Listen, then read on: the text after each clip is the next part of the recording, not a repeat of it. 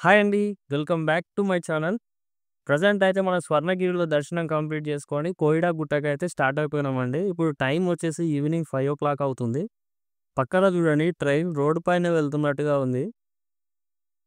మొత్తం చెట్లుండడం వల్ల కరెక్ట్ తీయడానికి రాలేదు. మొత్తానికైతే కోయిడా గుట్ట పైకొచ్చేసామండి. ఇప్పుడైతే మనం మిడిల్‌లో ఉన్నాము. ఇక్కడ బైక్ పార్క్ చేసి కాలినడకన పైకి వెళ్ళవలసి ఉంటుంది.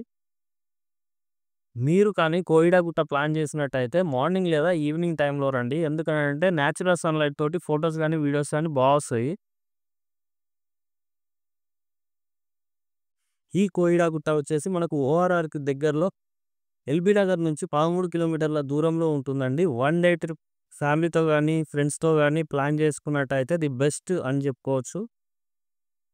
ఇక్కడే మనకు ఒక హనుమాన్ టెంపుల్ అయితే కనిపిస్తుందండి. చిన్న చిన్న కోతులు కూడా ఇక్కడ చాలా ఉన్నాయి. మొత్తానికైతే పైకొచ్చేసామండి. ఇక్కడ నుంచి ఒకసారి మీరు లొకేషన్ చూసేయండి అదిరిపోతుంది.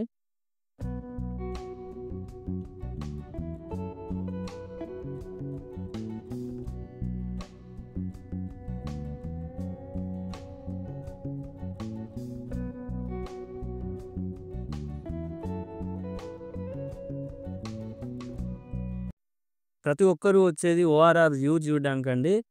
ఓఆర్ఆర్ వ్యూ మీకిడం చూపిస్తాను. అది అటు సైడ్ పైకి వెళ్ళవలసి ఉంటది.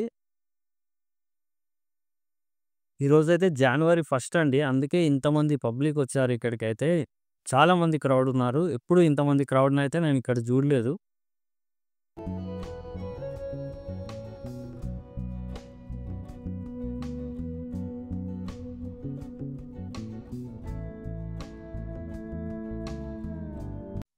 కోయిడా అనంగానే గుర్తొచ్చేది పెద్ద బండరాయి అండి. అది మాత్రం పైన ఉంటదనుకుంటాం. మేము గిటంగా అలానే పొరపడ్డాం. కానీ పైన కాదండి. అది లెఫ్ట్ సైడ్‌లో ఉంది ఇక్కడే.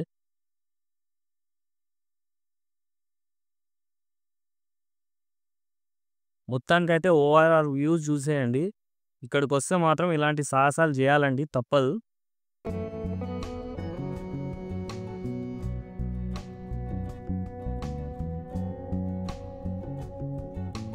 క్రౌడ్ ఎక్కువ ఉండడం వల్ల ఫోటోలు గిడంగా దిగడానికి ఛాన్స్ లేదండి. అందరూ కూర్చొని ఉన్నారు.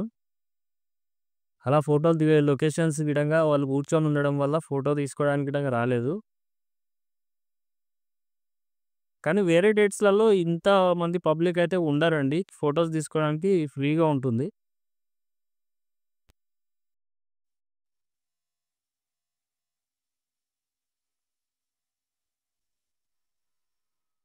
లాస్ట్‌కి లొకేషన్ దగ్గరికెళ్ళే వరకు చీకటయిపోయిందండి. ఫోటో తీసుకోవడానికి గిట్టంగా రాలేదు.